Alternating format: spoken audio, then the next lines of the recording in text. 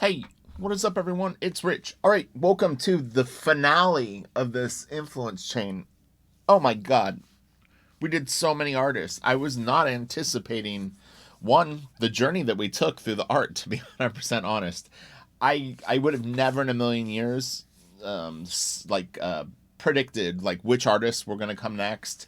And ultimately where it ended with Lenil Yu, it was but if you think about all the artists that we did, I think that there was definitely a connection sort of between most of them. Now, if you spoke with the artist, you never know.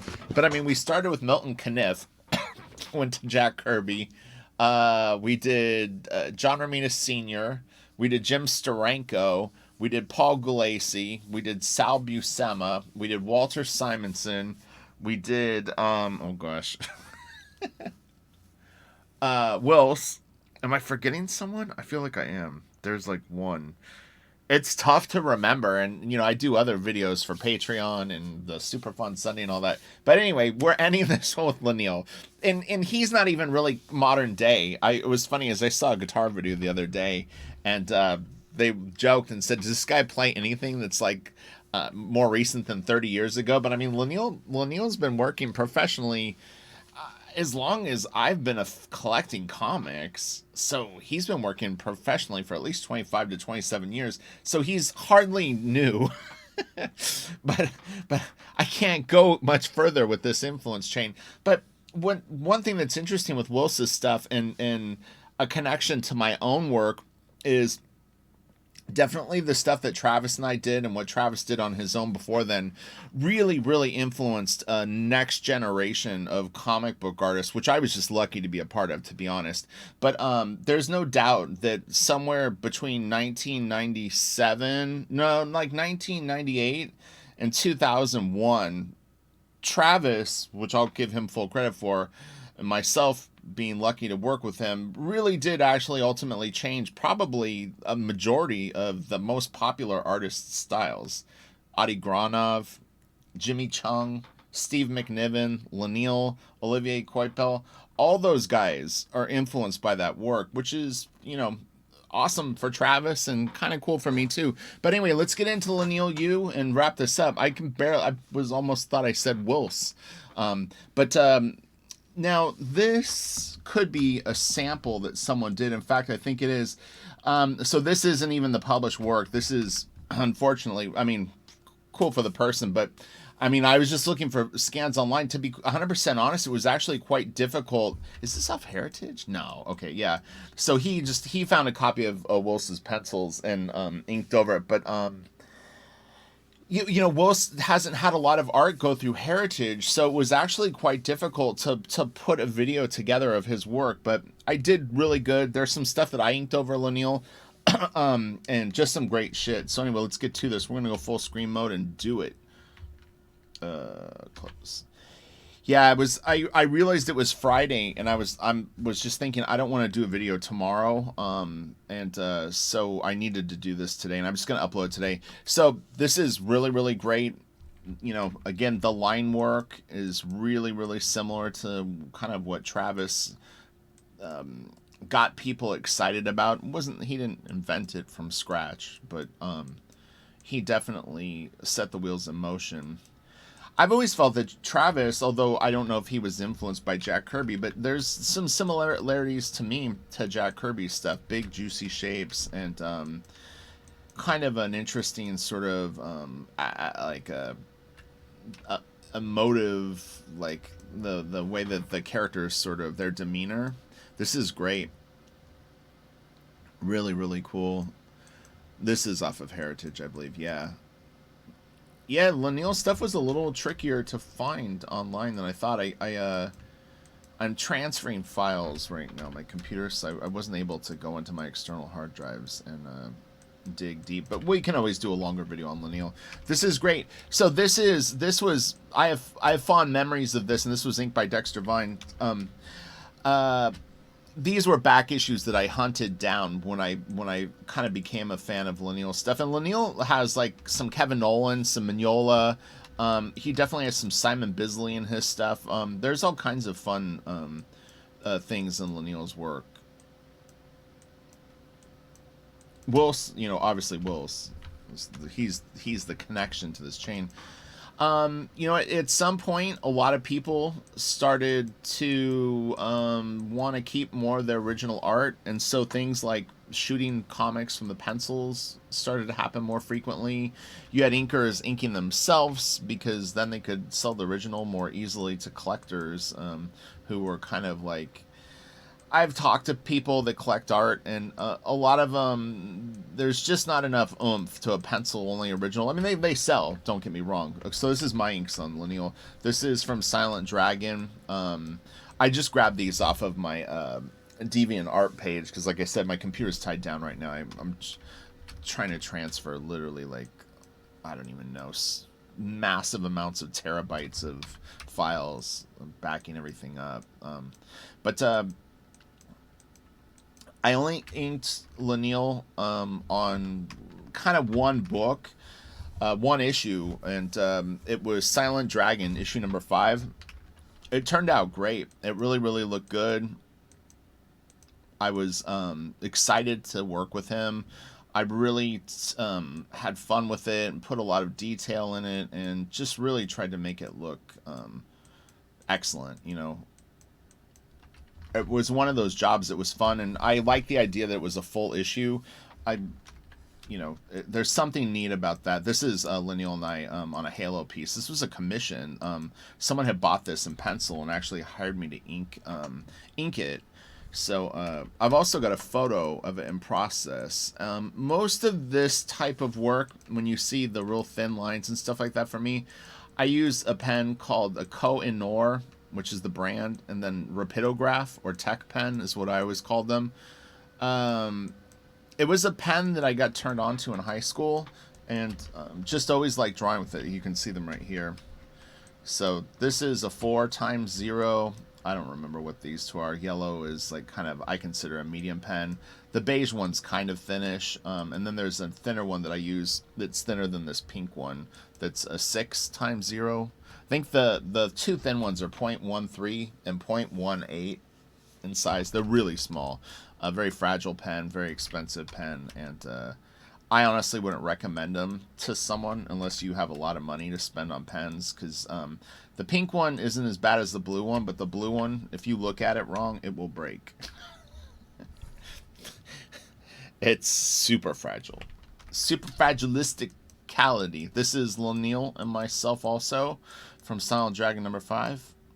I was telling you, I normally wouldn't put my stuff in these videos, but I was having so much trouble finding decent sized files that I ultimately just, like I said, I went to my DeviantArt and grabbed some stuff. This is us too. Yeah, I mean, if I was gonna do a video with my inks, I would just do a video that was like, hey, this is me inking someone kind of video. But for these, it's you know, it's funner for me to look at stuff that I didn't work on. This is us also, again, just because I can get big scans. Very cool stuff, though. Silent Dragon's a great book. Jerry Alec Whalen was inked 5 of the 6 issues. For whatever reason, he was too busy to do issue 5, and so I don't remember how I got the job, but somehow at Wildstorm, just they asked me if I would do it, or I don't remember ever talking to Lenil, to be quite honest. This is a piece that he recently posted on Instagram. I mean, looking at this, I'm not sure. It kind of looks like digital inks. Maybe some of it's traditional and some of it's digital. I really, you know, it's not a high-res scan enough to really be able to tell. When stuff is pixely, you know what I mean? It could go either way. That's a common thing too. Like way back, people would sometimes want me to critique their inks online, and a low-res file, I mean, you really can't tell. It's not a great way to analyze inks, because I mean, if you see something at like 400 DPI and a nice big scan, then you can really like kind of get more of a idea. These are cool. They're really nice. He looked like he maybe had recently done some Star Wars stuff. This was nice too.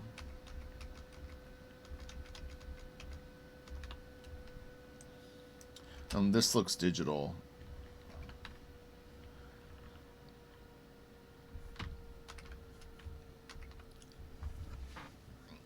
So are you seeing any of the influence chain? Do you see Steranko? Do you see John Romita Sr.? Do you see Jack Kirby? Do you see Wills or Walter Simonson? Did it all come through?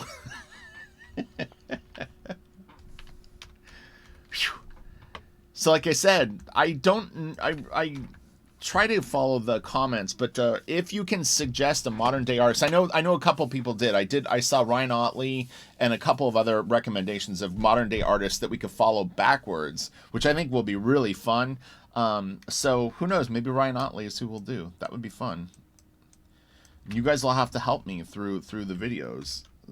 Like I said, I only know what I know and what I don't know. I mean, I'm usually kind of aware of the artist, but you know, may not know their work intimately. This is great. Man, he did a nice job on this.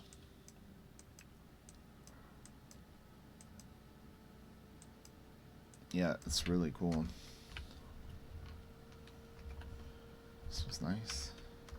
Yeah, unfortunately, most of the stuff I found was covers, except for the stuff that he and I had worked on. I thought this was great, too. And again, this has really got the kind of Travis sort of vibe on it. Travissimo. Could do an influence chain and just start with Travis, even though, like I said, Travis wasn't created in a lab. But he really influenced people in a way that I hadn't seen throughout my career. I mean, it really, like, people responded. Artists, in particular, really responded to what he did.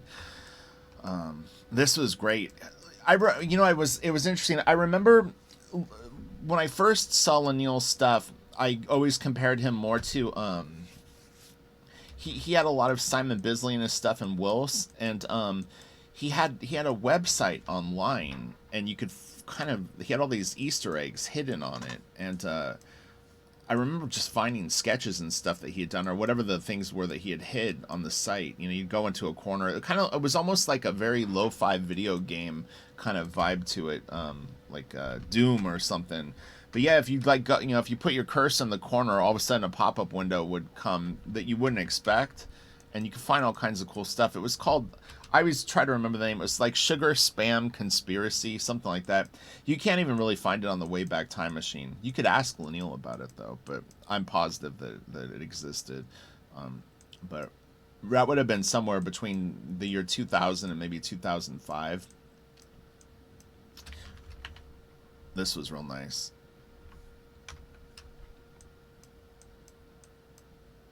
He's got a very, like, there's almost like a Zafino quality the way that Lenil draws mouths and teeth. They're always very, like, feral and savage. So one was traditional, one was digital. I don't know if he did the layout digitally and then like lightboxed it and did it traditionally, or vice versa. Maybe he did this, that was his prelim sketch, and he finished it digitally. I'm not 100% sure what his method is.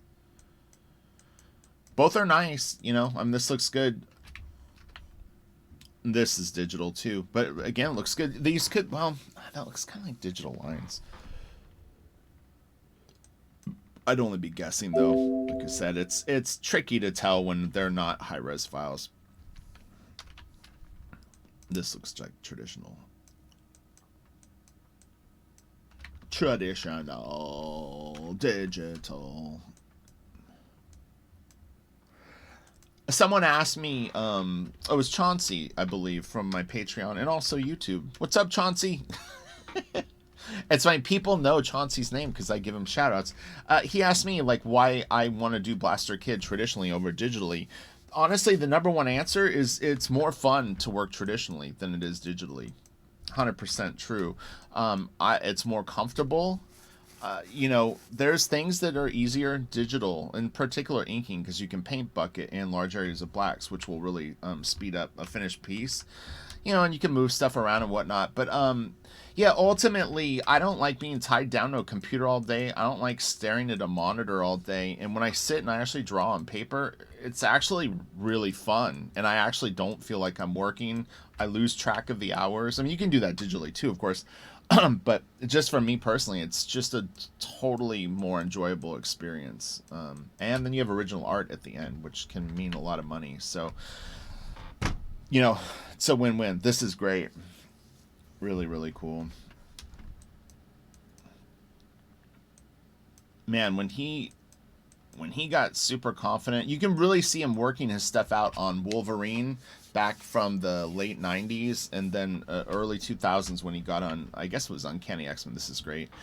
Um, but yeah, when his confidence and he really got the hang of like drawing on a regular basis and the sequentials, boy, he just like went off like a rocket. Oh, these are great sketches. See how fun this looks?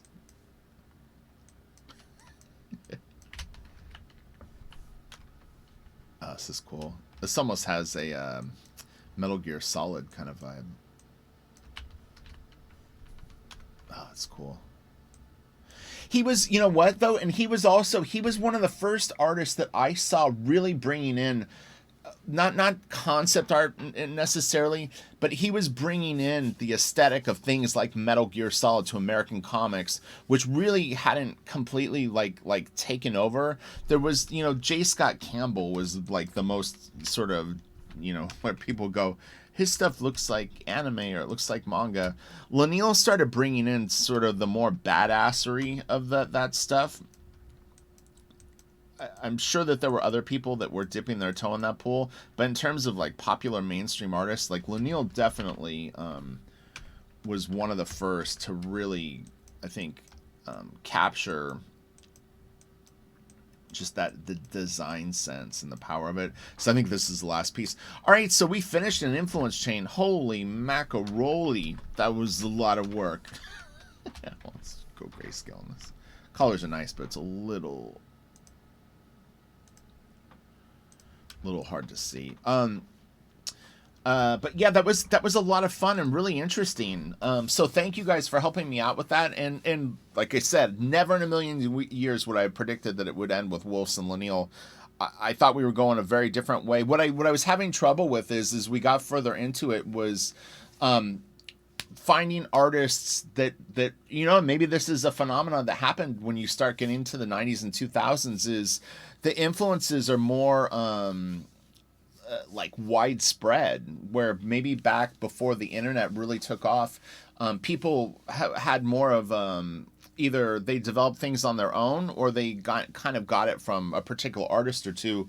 But as artists were able to be exposed to hundreds, not even thousands of different artists, maybe the influence branches became way more fractal. You know, for me, I mean, obviously I do this YouTube channel, so I look at a ton of art, but past that, I mean, like any of us, how many times do you see kick-ass stuff on Instagram if you follow one of those sites that just posts like, you know, the cool sci-fi, you know, concept art painting of the day or whatever it is, and you know, you're like, oh man, this is awesome, and you know, after a week or two you've seen maybe 50 new pieces.